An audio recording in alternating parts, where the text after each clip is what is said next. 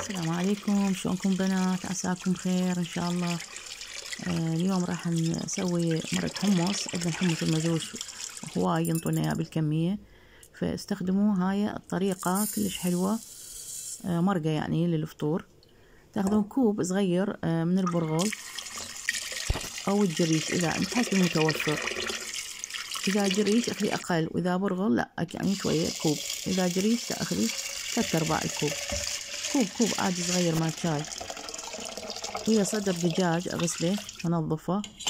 وهاي عندي حمص مجروش اغسله واخليه على النار. اول ما يبدي يعني يفور انصي النار عليه. عندي ثوم هنا والصدر مال الدجاج والبرغل، واحط وياهم بهارات وفلفل حار حسب الرغبة، البهارات والفلفل. يعني تقريبا 7 ملاعق من البرغل المنقوع. بعدين اهرسهم واحط عليهم ملعقة معجون وفلفل اسود وبهارات،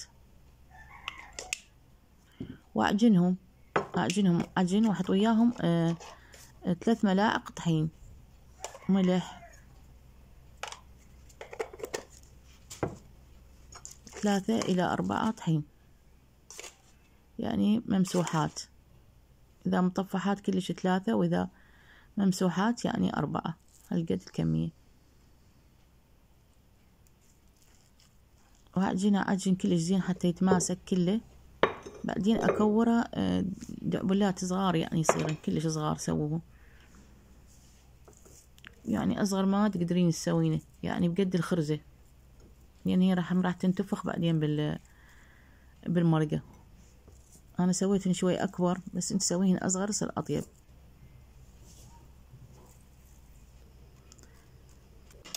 صار عندك كلش كمية كبيرة، يعني مال يومين تقريبا. هسه الحمص بدأ يفور، فنصيت النار عليه على ما يتهدر كلش. راح اسوي لكم حلاوة شعرية نشب، يعني شلون نسميها، حلاوة الحلقوم. يعني اخذ كوبين ماي، وكل كوبين ماي كل كوب ماي 3 خواشيق شكر، يعني كوبين ماي 6 ملاعق سكر. واحط تقريبا ملعقتين او 3 شعرية هالشكل مكسرة. بعدين اذوب النشا. النشا 4 ملاعق للكوبين، يعني كل كوب انت تردين تسوينه ملعقتين نشا. تذوبيهم همين بماي. وعندي الهيل لا تخلونه بالبداية، على ما يفور وتستوي الشعرية. شوفينها استوت. شو اسمه من تستوي الشعرية تبدين تحطين النشا، وبعدين تحطين الهيل. هسه استوت الشعرية، شفتها انا يعني. ابدي احط النشا واخلط بسرعة حتى لا يتكتل. ابدي احط الهيل على مود لا تروح ريحته من البداية. لا تحطون الهيل بالبداية لأن تروح الريحة مالته. تقدرين تحطين أي مكسرات تعجبك، وتزينيها أي تأزين بالفستق بكيفك. ظلين تخوطين بيها إلى أن يتغير لونها، يصير شفاف وتتكتل عندك بهاي الطريقة. بعدين صبيها من تبرد تصير مثل الحلقوم. تصير عندك 3 ماعين تقريبا، يعني نعتبرك ترى كبار، يعني اعتبره. واذا تردين كوس صغار لا تسويك 5 6 صغار، يعني هذين الكاسات الصغار كلش. عندي هذا الورد المحمدي للتزيين، هم بريحة حلوة وطعم. زين التزيين بكيفك، تردين بالفستق، تردين باللوز، تردين جوز الهند.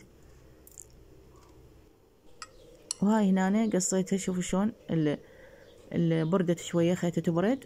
وشوف شلون تصير، والشعرية اللي بداخلها تعطي طعم يخبل كلش حلوة. جربوها. هواي يطلبون من يعني من عندي انه المقادير كان ببداية الفيديوهات. احتمال التصوير مو زين، احتمال الفيديوهات ما يعني مسرعة او فشي، فانا جاي اعيدنها كل مرة، واعيدنها حسب طريقة مختلفة. هسه عندي هنا الحمص كلش يعني انهرس، وابدي اسوي المرقة مالته. انهرس كلش، لا ترسينه كله، نص نص على مود يبقى يعني كشكل محبب. هو راح ينهرس بالفور. هنا اخذ راس بصل وملعقة زيت و2 فص ثوم اسويهن شرايح، احمسن ويا البصل والدهن، او تردين زيت عادي كيف. اخلي ملعقة ونص معجون او ملعقة كبيرة او ملعقتين يعني مشطوحات. الطماطة هنا اخليه تقريبا كوبين طماطة او قلاص ونص، يعني ذا القلاصات مهروسة. اخلي البهارات والفلفل واللوم البصرة واحمسها حمس عادي مع المرقة. من تنحمس ابدي اخلي الحمص والماي،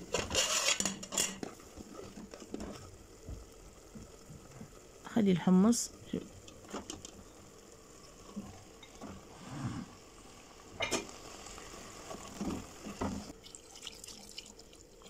واصب الماء عليها واخوطنها على مود لا تتكتل، يبقى متكتل الحمص. هو ما راح يتكتل يعني من يفور ايضا راح يبدي يتفكر. من يبدي يفور يعني عندي الحمص احط الملح قبل تردينه بالبداية، تردينه بالنهاية عادي اذا خليتي، لان الحمص مستوي يعني مو مرقة ما مستوية حتى تحطينها بالاخير. اذا مثلا مرقة ما مستوي يعني بيها شغلات مثلا بامية مثلا، عندك اي شيء ما مستوي تخلينه بالاخير. هسه هاي المرقة فارت عندي يعني احط تردين. اذا انت عائلة كبيرة يعني تخلين الكمية كلها وتخلين مثلا كوب ونص كوب. احنا سويت كوبين حمص، تقدرين تسوين 3 كواب حمص. كوابة ترى مو كبيرة يعني، كوابة مالت يعني حليب. هسه خليت انا خليتها كل الكمية كلها، خليتها كوبين حمص. صارت الكمية كبيرة ما زاد من عندها غير معون صغير. هاي من تبدي تفور وتثخن هالشكل ترديها اخف، خلي بيها بعد يعني خلي بيها ماي، بس هالشكل يعني اشوف انها مناسبة. تبدين تصبين الطعم كلش طيب. ريحة الثوم تقدرين تقللين، احنا نحب ريحة الثوم. وسهمكم العافية، جربوها. ومدام الحمص عندنا كلش هواي. صبينا الاكل، عندنا همينة منا معون مطبق زايد، همينة وهاي هذا فطرة غالبا. الأكلة مالتنا كلش طيبة.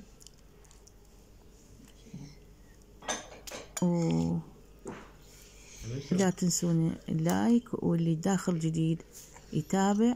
وإذا جربتوها وعجبتكم كتبوا لنا بالتعليقات. وفي أمان الله ومع السلامة.